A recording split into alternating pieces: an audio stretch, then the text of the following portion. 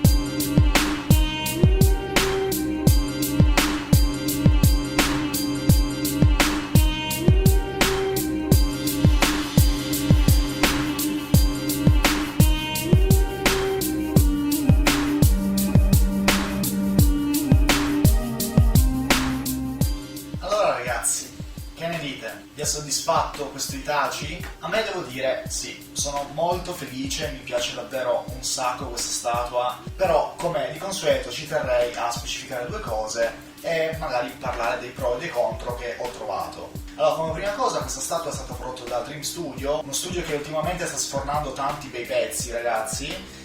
Quando ho visto il design di questi Itachi, la posa e tutto il resto di diorama dietro, me ne sono subito innamorato. Molti di voi magari lo preferirebbero con un Susano dietro, diciamo roba un po' più classica, però questa statua qua mi ha ricordato esattamente il momento in cui mi sono innamorato di questo personaggio, ovvero quando appunto ancora nella prima saga di Naruto compare e utilizza tecniche come lo Tsukuyomi. Ecco, questa statua qua raffigura esattamente quel momento lì e penso sia stupendo l'occhio gigante dietro con che gocciola sangue, ovviamente è illuminato, così come anche la base sarebbe l'acqua che di solito si trova quando usa le sue tecniche illusorie. Ho davvero adorato la cura dei dettagli, ragazzi. I corvi hanno queste, cioè, spero che si capisca dalle foto del video, i corvi hanno questa sfumatura dal nero al violaceo, azzurro, blu. Anche le zampe sono stracurate, sono davvero delicate, ma è tutta la zampa in sé è davvero ben definita. Molti hanno avuto delle dire anche sulla base, che questo viola qua a me sinceramente non dispiace, va in pandan appunto con le sfumature sui corvi e spezza molto dal resto dei colori che ci sono. Adoro ovviamente il contrasto rosso-nero, anche le mani davvero ben curate, l'anello, il kanji sull'anello, lo Sharingan e anche la goccia di sangue che cade dall'occhio sono davvero fatti strabene. Apprezzatissimo il piedistallo per la targhettina, e quindi finalmente per una statua non dovrò raccattarlo io da qualche parte o incastrarlo, appoggiarlo, no, c'ho già tutto lui, quindi ottimo. Se avete notato, sulle fiamme della Materasu ci sono delle sfumature anche lì fatte volontariamente, adesso spero si capisca da queste foto, che meritano davvero molto, rendono tutto molto più realistico. Ma adesso passiamo ai punti e sfore, ragazzi. Non sono tanti, però c'è qualcosa che vorrei riportare. Allora, come prima cosa, l'attacco dietro, che il suo originale sarebbe stato questo, ragazzi, non so se si vede, non ho idea di che presa sia questa, comunque serve un adattatore specifico, che io non ho, però ho un altro cavo identico a questo con l'attacco occidentale, che va bene come voltaggio per questa alimentazione qui della statua, e quindi sto usando quello per illuminarla. Quindi malissimo per quanto riguarda questo, ragazzi. Se non avete un adattatore, non avete uno appunto da 12 volt, è un po' un problema. Altra cosa che ho avuto difficoltà a montare è stato lo Sharingan dietro. Ho notato che quando ho attaccato l'alimentazione soltanto la base era illuminata e non lo Sharingan, questo perché è davvero un po' duro da incastrare, almeno per quanto riguarda me. Poi ho visto altri video, gente lo mette tranquillamente giù, però mettere l'occhio nell'ingresso appunto in modo che venga alimentato anche lui mi ha richiesto non poche pene, ecco, ho dovuto un po' spingere, ho avuto paura di rompere qualcosa, un po' peccato per quella parte lì. Altra parte delicatissima, i corvi, ragazzi, come vedete hanno dei bastoncini, no, che si vanno poi a infilare nei vari punti della statua, sono davvero delicati e bisogna un attimo capire dove va chi. Altra cosa davvero figa, che però la mettiamo nelle parti diciamo negative perché mi è arrivato un po' diroccata, è questo artwork qua, ragazzi, che va palesemente piazzato dietro. Una cosa molto bella che non tutti fanno, peccato che appunto mi è arrivato un po' distrutto, quindi adesso provvederò magari a pulirlo un pochino e cercare di renderlo un po' presentabile. Mi sono dimenticato di dire che questa statua è in scala 1:5,5, una scala un po' storta. In effetti non ho idea perché abbiano scelto questa scala qua, di solito si fa o un quarto o un quinto, loro hanno fatto 1,5 e va bene così. Comunque, ragazzi, complessivamente adoro questa statua, sono davvero felice di averla. Itachi è il mio personaggio preferito di tutto Naruto, penso che sia stato lecito iniziare con una sua resina. Vi invito sempre a farmi sapere qua sotto nei commenti cosa ne pensate voi di questa statua, e come sempre io vi saluto, noi ci vediamo al prossimo unboxing.